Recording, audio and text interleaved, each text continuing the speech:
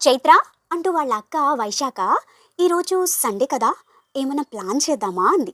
అప్పుడు చైత్ర సినిమాకి వెళ్దామా జ్యేష్ఠపుత్రిక ప్లీజ్. ఏంటే నాన్న పిలిచినట్టు జ్యేష్ఠపుత్రిక అని పిలుస్తావు?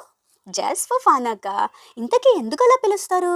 ఏం లేదు చెల్లి, జ్యేష్ఠ అంటే ఎల్డర్ అని మీనింగ్ వస్తుంది. నీకంటే ఫస్ట్ పుట్టాను కదా, అందుకే నాన్న నన్ను సరదాగా అలా పిలుస్తారు. ఓహ్! Okay fine. నాకు మూవీకి వెళ్ళాలని ఆశగా ఉంది అక్క అని ఇద్దరు అక్క చెల్లెళ్ళు వాళ్ళ నాన్నగారైన శ్రావణ్ దగ్గరకు వెళ్ళి, నాన్న మనం 'బాద్రా' మూవీకి వెళ్దామా? 'బాద్రానా'? ఓహ్! 'భద్ర' మూవీ రవితేజనా? రైట్, ఓకే గాయ్స్ చలో వెళ్దాం అని ముగ్గురు మూవీకి కారులో స్టార్ట్ అయ్యారు. దారిలో వాళ్ళకి గుర్రం కనిపించింది. ఆ గుర్రం పేరు ఆశ్వం. అరే భలేగా ఉందే! ఆశ్వం ఆశ్వం చల చలో అంటూ సరదాగా అలా రైడ్కి వెళ్ళి థియేటర్కి వచ్చేసరికి రవితేజ మూవీ హౌస్ఫుల్ అయ్యి పక్కనే ఉన్న కార్తీ మూవీకి వెళ్ళి తిరిగి వస్తున్న మార్గంలో పెద్ద వర్షం పడి పుష్పాలు అన్నీ కిందకి రాలిపోతూ మేఘాలన్నీ నల్లగా ఉండడంతో పిల్లలకి భయం వేసింది.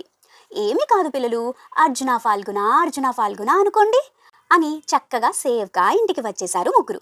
అమ్మ అన్నం పెట్టాక ఇద్దరక్క చెల్లెలు హ్యాపీగా బజ్జున్నారు.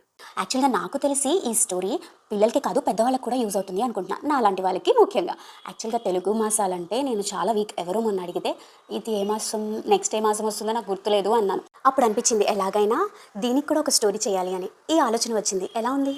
అండ్ నచ్చితే లైక్ అండ్ ఫాలో చేయండి. Thank you.